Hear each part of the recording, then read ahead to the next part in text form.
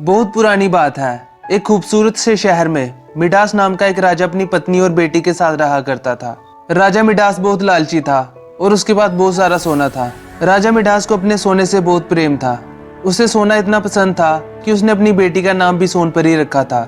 अपने जीवन में राजा को सिर्फ दो ही चीजें अच्छी लगती थी, एक सोना और दूसरी उसकी बेटी सोनपरी। राजा मिडास अपना सारा सोना एक तय खाने में रखता था और हर रोज उसे गिनता था। उसकी इस आदत पर रानी कहती, महाराज आप रोज अपना सोना गिनते हो, एक न एक दिन तो ये सारा सोना गायब हो ही जाएगा। रानी की बातों पर राजा मिडास बहुत नाराज होता था। वह कहता था, अरे रानी, तुम बिल्कुल नहीं समझती, ये सोना बहुत महत्वपूर्ण होता है। दुनिया में सबसे ज्यादा खूबसूरत और कीमती चीज कुछ भी नहीं है। इस तरह हर रोज राजा अपना सोना गिनता और उसका सोने के प्रति लगाव बढ़ता ही चला जाता था।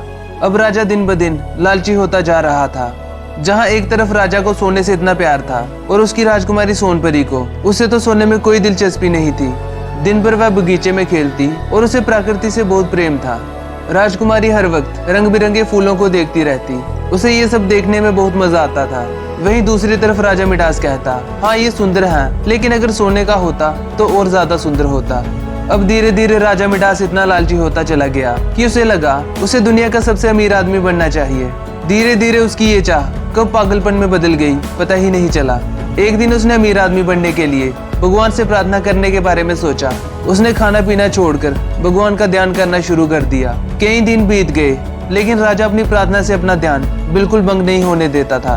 अंत में भगवान बहुत प्रसन्न हो गए और उसे दर्शन देने पहुंचे।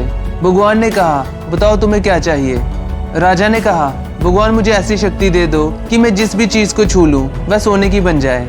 भगवान ने उसे वरदान दे दिया और कहा, एक बात हमेशा याद रखना, सोने से तुम हर खुशी नहीं खरीद सकते। ऐसा कहकर भगवान गायब हो गए। राजा तो अब खुशी के मारे झूमने लगा। वह महल की हर छोटी चीजों को छूने लगा। हर चीज सोने में बदल जा रही थी। उसकी खुशी का तो ठिकाना ही नहीं रहा।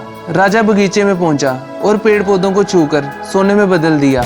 अब राजा मिडास थक गया था, उसे भूख लगी थी। वह खाना खाने के लिए महल में गया और अपनी सोने की कुर्सी और टेबल पर जाकर बैठ गया। टेबल पर बहुत सारी चीजें थी खाने के लिए। राजा के मुंह में पानी आ गया। जैसे ही राजा ने सेब खाने के लिए पकड़ा, वह सोने का बन गया। अब उसने मिठाई खाने के लिए हाथ बढ़ाया और मिठाई भी सोने में बदल गई। उसके हाथ लगते ही सारे पकवान सोने में बदल गए। अब राजा निराश हो गया और कहा, हे भगवान, अब मैं क्या खाऊं? मुझे बहुत जोर की भूख लगी है। अपने पिता की आवाज सुनकर सोनपरी दौड़ती हुई बाहर आई।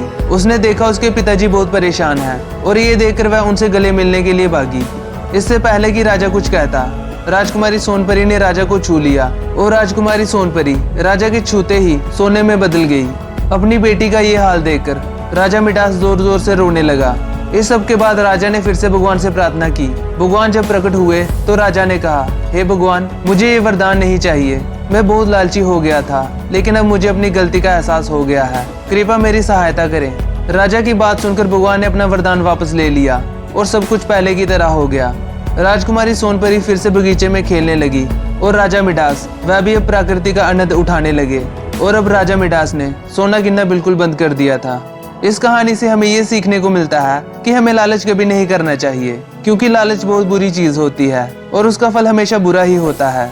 दोस्तों, कहानी कैसी लगी कमेंट में जरूर बताएं और ऐसे ही कहानियां देखने के लिए हमारे इस चैनल को जरूर सब्सक्राइब करें और अपना कीमती समय देने के लिए धन्यवाद।